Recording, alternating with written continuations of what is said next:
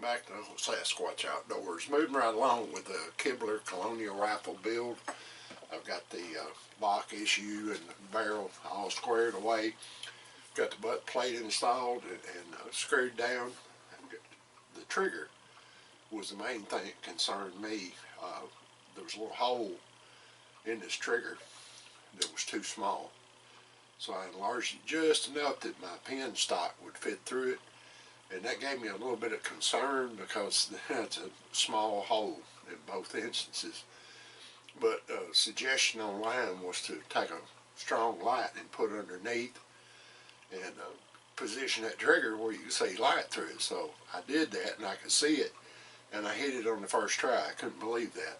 Now I did have to take it back out and put the lock in, put the trigger back in, and then put the lock in and adjust it a little bit where there was just a little bit of slack at half cock and full cock to make sure it was safe and wouldn't trip by just pushing the hammer off. I got the flashing gates, or the casting gates, filed off the trigger guard. I got it installed and pinned. I got my ramrod pipes fitted. I had just a little bit of problem with one of them. It didn't want to seat down into the mortise for it.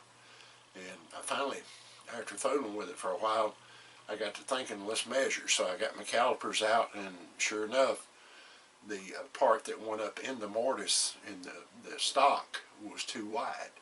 So I had to file that down a little bit, and that would go, and it was just a little bit too long. So I had to file on each end of that thimble to get it to set down in there. So the next thing was to fit the nose cap, which I started doing that, and it wouldn't go on. It was too narrow, so I had to do some filing and adjusting on that. And then once I got that where it would fit, I had to do a little finish on the wood to get it to seat back up. And matter of fact, my oldest son was down here, and of course his eyes are better than mine. Light, if light's not just right, sometimes I don't see things well.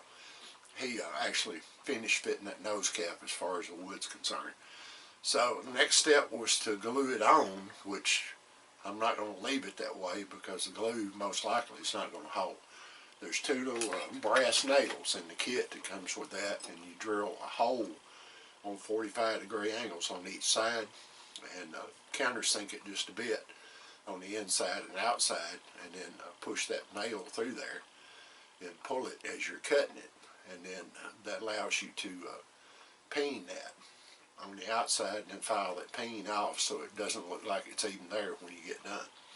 So that's where I'm at, progressing right along. I'm not trying not to rush and get in any hurry, but I'm rather pleased with what's going on. I might add too that to me, this particular Colonial kit is just a hair bit harder than the the Southern Mountain Rifle kit. Just a little bit more involved as far as putting things together. It seems harder to me, but it's not too hard that somebody couldn't do it that's got a little bit of skill and some tools. But anyway, I appreciate you. Keep your powder dry.